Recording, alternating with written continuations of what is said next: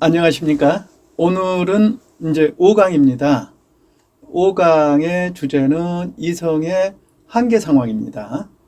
교육 목표는 5강의 학습 활동을 완수한 학습자는 새로운 시각에서의 이성의 한계점과 해결점을 이해하고 생활에 적용할 수 있을 것입니다. 이 강에서는 본질에 대한 이해입니다. 그리고 그 본질에 대한 이해가 문제가 있다는 것입니다. 인간 중심의 특징은 항상 좀 이분법적이며 이것을 상대성으로 보게 됩니다. 이 상대성은 이 갈등의 원리라고 볼 수가 있습니다. 그런데 이 상대성이라는 게 서양에서 바라보는 게 갈등의 원리예요. 동양에서는 좀 다르게 봅니다. 따라서 이 우주 만물의 성장 발전은 갈등 구조인 상대성으로 바라봄으로써 현실에 나타난 인간과 인간과 자연의 갈등 구조, 이것이 일단은 이성 중심의 이분법적 상대성에서 나온다는 것을 전제하고, 이런 구조 속에서는 결코 본질, 즉 원인자에 해당하는 초월이랄지 인간 속에 내재해 있는 선엄, 이런 것을 이해할 수가 없습니다. 그러니까 초월하고 선엄하고 이해 안 된다는 거예요. 따라서 이 강에서는 기존의 이성과 감성에 대한 반성을 바탕으로 새로운 감성과 이성의 관계 설정을 하고자 합니다. 자, 그러기 위해서 일단 이성 중심의 한계 상황에 대해서 다시 한번 또 이야기를 한번 하겠습니다. 서양 철학은 이성에 의한 우주의 본질을 탐구하는 것입니다. 본질이라는 것은 원인자 또는 신이라고 했습니다. 철학의 역사 속에서 이 원인자하고 신을 다양한 어떤 그 철학자들마다 다양한 그 상징 언어로 이렇게 쓰고 있습니다. 그러나 이성 중심에서 본질의 이해는 결국에는 그게 그 한계 상황을 노출해요. 결국에 그 본질 이성 중심으로 이걸 완전하게 설명하지 못한다는 거예요. 그 이유는 아리스토텔레스 수학을 내가 이 전 시간에도 내가 이야기했습니다만은 거기에서 이제 3요소 중에서 이제 플라톤은 지정을 갖다 진선미로 했지만 이 사람은 로고스, 파토스, 에토스 이렇게 세 개 이렇게 구분하지 않습니까? 여기서 지적인 것은 이성 영역인데 진을 추구하는 로고스, 그리고 이 감성 영역인 이런 이것은 미를 추구하는데 이거 파토스, 그리고 어떤 실천 영역인 이것은 선을 더 지향하잖아요. 근데 이게 세 가지가 조화롭게 이거 되어져야 돼요. 근데 지금까지 이성 중심의 본질은 모두 그냥 그 진리 자체, 이거 신 자체도 로고스로 이해를 하고 있다라는 거예요. 그러니까 신은 그냥 로고스입니다. 여기에 그 한계 상황이 있다라는 것입니다. 그래서 저쪽에서는 에토스라는 것은 이 선이라는 거, 윤리 도덕이죠. 이것은 로고스, 진, 이것하고만 이렇게 결합이 돼 있어요. 중간에 이 파토스 부분을 빼버렸다는 거예요. 그러면 이제 성경 구절도 한번 봐보면요. 태초에 말씀, 로고스가 있었다고 했습니다. 그러니까 전형적인 서양의 이성중심 철학과 융합이에요. 그러니까 본질은 말씀이고 로고스, 이성, 이런 등식이 성립합니다. 자, 그러면은요, 서양 철학에 나타난 그 본질에 대한 그런 부분들을 이제 여러 철학자들이 여기에 대해서 이야기를 해요. 그러니까 그 철학자들의 이야기를 바탕으로 한번 이야기를 한번 해보겠습니다. 그러니까 내가 말하는 것은 이 본질하고 이성하고 이거 두 개를 내가 끄집어내 가지고 지금 이 철학자들이 말한 것을 내가 설명하겠다라는 그런 뜻입니다. 플라톤은 그 신이라는 것은 이데아예요. 본질은 이데아예요. 그러니까 신이 이데아예요. 이것은 사유여, 이성적인 사유에 의해서 파악이 가능하다고 했으며, 이 사유라는 것은 이성 그 자체인데, 감각 세계는 우리가 보고 만지고 한 것들은 뭐 실제적인 게 아니다라는 거예요. 이건 그림자에 불과해요. 그림자에 불과해요. 그리고 실체적인 것은 이데아라는 거예요. 아주 전형적인 그 이성 중심인데, 플라톤이 이것을 참으로 이분법적으로 이걸 갖다가 분리해 놓습니다.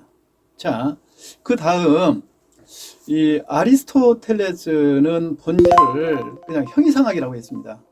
형이상학. 그게 바로 신이에요. 그러니까 그것보다 제1철학이라고 그렇게 말하거든요. 이 형이상학은. 우리가 일반적으로 형이상학이라는 것은 존재론이잖아요. 존재. 이거 뭐 존재하는 것.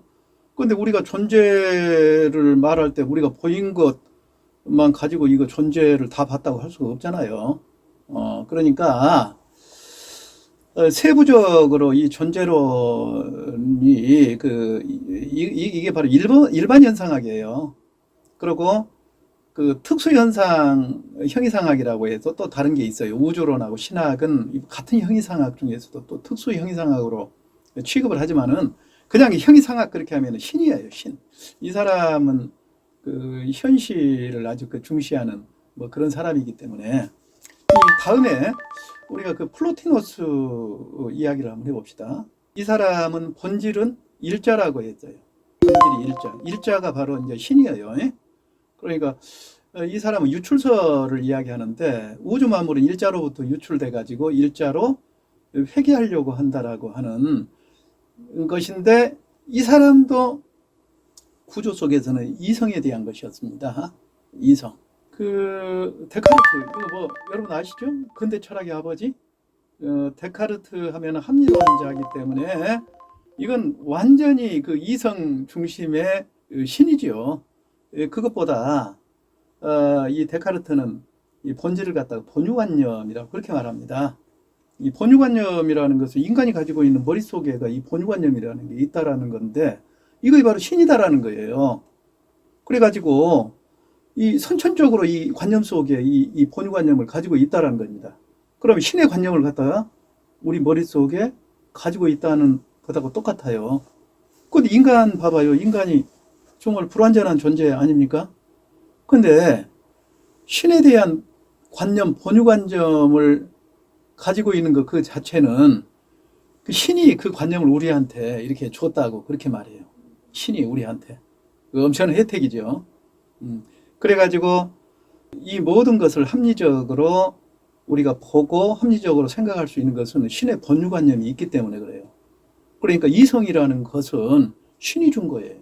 정말 그 이성 중심의 지식을 얻는 방법 중에 합리론을 선택했는데, 합리적으로 생각할 수 있는 것은 바로 신이 우리한테 본유관념을 줬기 때문에 본유관념 그 자체가 신인 거예요. 본유관념 그 자체가 신. 자, 이제 그 다음은 내가 이제 스피노자에 대해서 이야기를 하겠는데요. 이 사람들은 전부 다들 그 합리론자들이에요. 이 사람들의 합리론자들은 철저하게 그 이성을 갖다가 신봉하는 사람들이에요. 그런데 스피노자는 신이라는 게 그리스도교에서 말하는 그 하나의 뭐 아까 일자 말했죠. 아니요, 일신교로서 그 신 아니에요. 그리고 자연에 있는 모든 것 자체가 다 신이라고 그랬어요. 이 범신론이잖아요.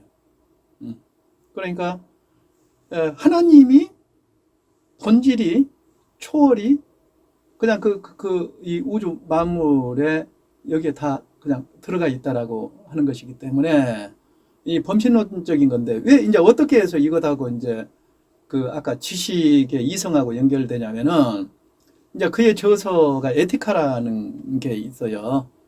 그런데 에티카는 철학의 문제 중에서도 실천 영역인데 아주 그 중요한 그 스피노자의 책입니다. 이것을 해결하기 위해서는 이성을 가진 지적 노력이 필수적으로 이제 수반된다고 했으니까 바로 그 뭐예요? 그 사람이 생각하는 그 본질이라고 하는 신, 이것도 지적 노력에 의해서 된다고 했기 때문에 이게 완전 이성인 거예요. 자, 다음은 이제 라이프니츠 이야기를 한번 해봅시다. 이 사람도 합리론의 그 계보에 속한데, 라이프니츠는 아주 유명한 그 독일의, 이 사람이 독일 철학에 아마 그 첫 단초를 끼었을 거예요. 라이프니츠는 이 사람이 아주 수학자인데, 그 수학적인 그런 사고방식이니까 대단히 그 지성이죠. 지성인이에요. 그런데 이 사람의 본질은 이제 모나드라고 했는데요. 모나드 자체가 신입니다. 이게 초월이고 본질이고 신이에요. 모나드가.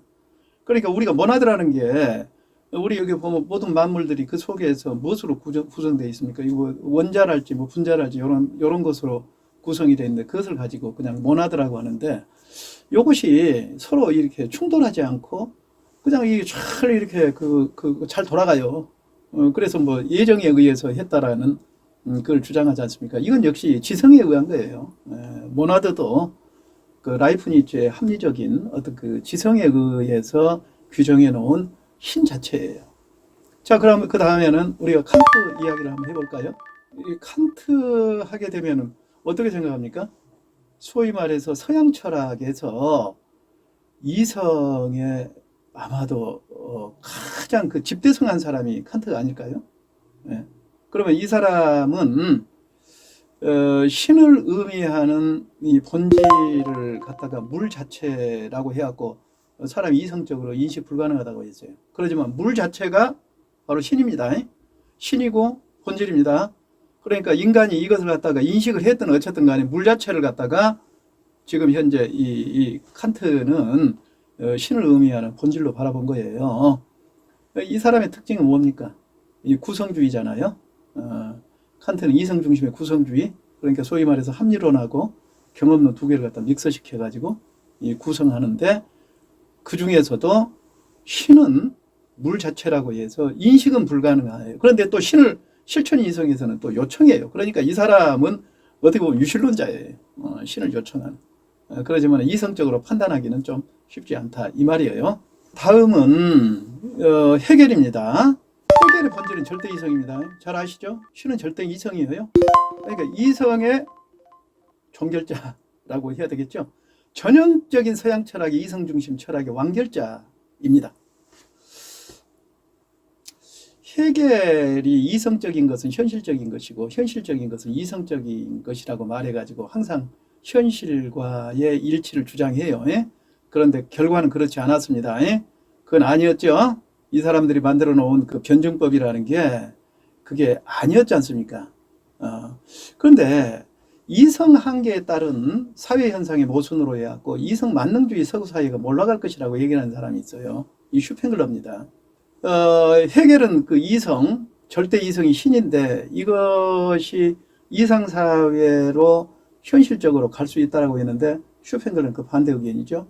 그리고 토인비도 옛날에는 서양 사상은 일직선으로 해서 계속 그냥 성장을 해버려요. 그래갖고 이상적인 절대 이성까지 가는데, 이 토인비는 순환론 쪽으로 이게 생성했다면 역사가 또 멸했다가 또 생겼다, 이런 주장을 하면은 기존에 있었던 이성 중심하고는 실은 전혀 다른 논리거든요. 그런데 역사 철학자 토인비는 이성 중심 서구 문화가 이거 좀 쇠한다라고 하는 그러한 예견을 하게 됩니다. 자, 오늘은 지금 이성의 한계인데, 철학자들이 이 신 자체가 본질인데, 본질하고 또 이성적으로 이놈을 설명하고 이성 그 자체라고 하는 그런 논리에 대해서 내가 설명을 했는데, 여러분 이해하셨습니까? 자, 오늘 여기까지입니다.